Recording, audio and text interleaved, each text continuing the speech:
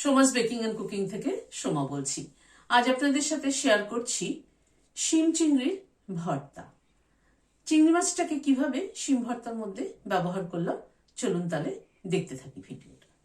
এখানে চিংড়ি মাছ নিয়েছি 150 গ্রাম আর শিম নিয়েছি 200 গ্রাম। প্রথমে চিংড়ি মাছটাকে একটু নুন হলুদ মাখিয়ে নিচ্ছি। অল্প একটু নুন ছড়িয়ে দিলাম, সামান্য পরিমাণ একটু হলুদ দিয়ে দিলাম।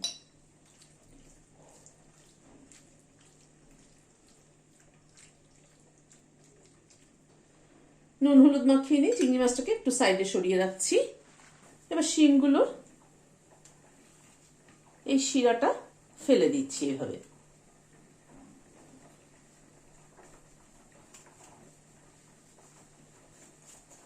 যদিও শিমগুলো একদম কচি, সেরকম ভাবে মানে সুতোর মতো যেটা বেরোয় সেটা বেরোচ্ছে না সবটার মধ্যে। সব শিমগুলোর আঁশটাকে ছাড়িয়ে নিলাম। গ্যাসে একটা কড়াইতে জল বসিয়েছি, জলটা ফুটছে, শিমগুলোকে দিয়ে দিলাম। অল্প একটু নুন দিয়ে দিলাম।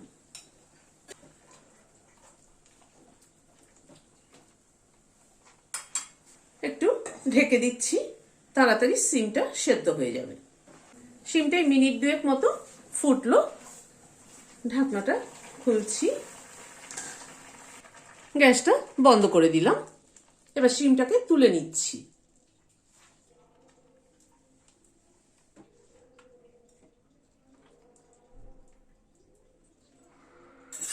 জলটাকে একটু ঝরিয়ে তুলে নিচ্ছি।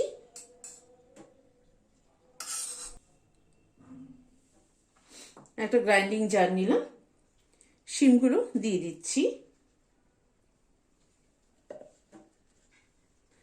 2টো কাঁচা লঙ্কা ভেঙে দিয়ে দিলাম। 8-10 কোয়া রসুন দিয়ে দিলাম। সামান্য পরিমাণ একটুখানি জল ব্যবহার করে, খুব সামান্য পরিমাণ একটু জল ব্যবহার করে এটা একটা পেস্ট তৈরি করে নিচ্ছি। গ্যাসে একটা কড়াই বসালাম, সরষের তেল দিচ্ছি। তেলটা গরম হয়ে গিয়েছে।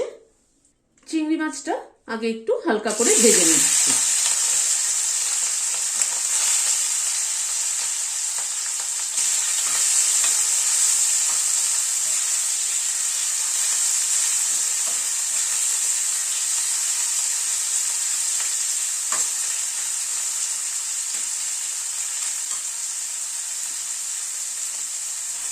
এই মিনিট 2 মতো একটু নাড়াচাড়া করে নিলাম।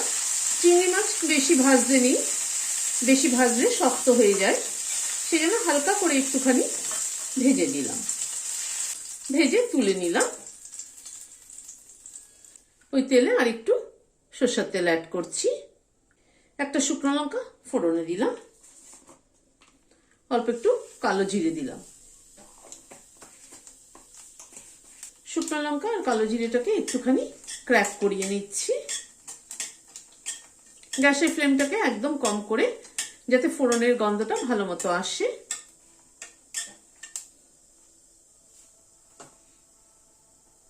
এখানে 2টো পেঁয়াজ কুচি করে নিয়েছি, সেটা দিয়ে দিলাম। পেঁয়াজটাকে এবার একটু কালো জিরে শুকনো লঙ্কার সাথে ভেজে নিচ্ছি।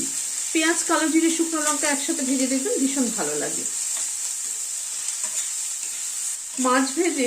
মাছ ভাজা দিয়ে কিন্তু এই পেঁয়াজ আর কাঁচা লঙ্কা বা শুকনো লঙ্কা ভেজে তাই দিয়ে ভাত মেখে খেলে কিন্তু ভীষণ ভালো লাগে খেতে।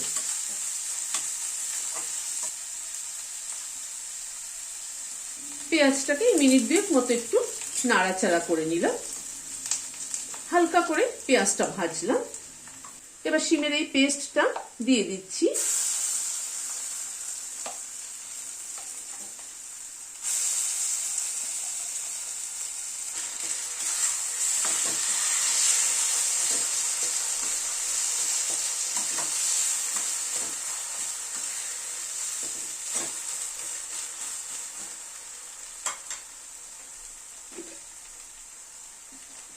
হাফ চামচ নুন দিলাম, সামান্য পরিমাণ একটু হলুদ দিলাম। নুন হলুদ দিয়ে এবার শিমটাকে ভালো মতো কষাবো। যত ভালো কষানো হবে ভর্তার টেস্ট কিন্তু তত ভালো হবে।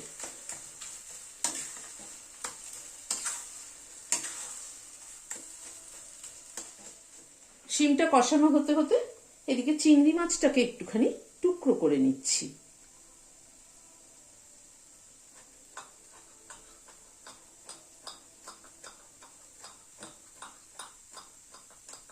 এভাবে টুকরো করে দিচ্ছি এই জন্যই যে সমানভাবে মুখে পড়লে খেতে ভালো লাগবে। চিংড়ি মাছগুলোকে টুকরো করে নিলাম, একদম মিহি করে টুকরো করে নিলাম। 4-5 মিনিট সময় ধরে শিমটাকে কষিয়ে নিলাম। 1 চামচ চিনি দিয়ে দিচ্ছি। নুন মিষ্টিটা নিজেদের পছন্দ অনুযায়ী দেবেন। চিংড়ি মাছটা অ্যাড করে দিচ্ছি।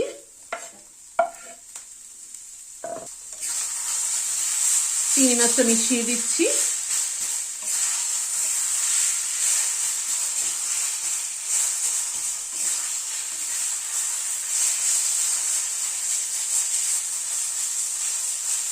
চিংড়ি মাছটা আমি পেস্ট করেও কিন্তু দিতে পারতাম, কিন্তু আমি এইভাবে ব্যবহার করলাম এই জন্য যাতে খুব ছোট ছোট বাইট মুখে পড়ে, খেতে ভালো লাগে।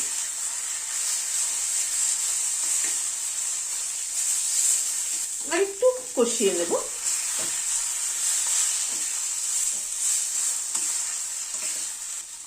একবার একটু নুন মিষ্টিটা চেক করে নিচ্ছি।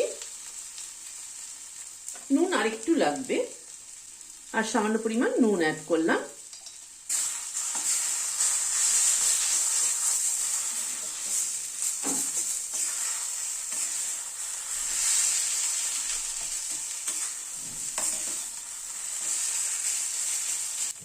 শিম চিংড়ির ভর্তা রেডি হয়ে গেল। এবার গ্যাসটাকে বন্ধ করে দিয়ে সার্ভ করে দিচ্ছি। এরকম একটা ভর্তা হলে কিন্তু গরম গরম ভাতের সাথে দারুণ জমে যায়। ভর্তাটা দিয়ে শুধু ভাত খাওয়া হয়ে যায়। আপনাদের কেমন লাগলো জানাবেন। ভালো লাগলে লাইক এবং সাবস্ক্রাইব করার অনুরোধ রইল। আজ তাহলে এখানে শেষ করছি। নমস্কার।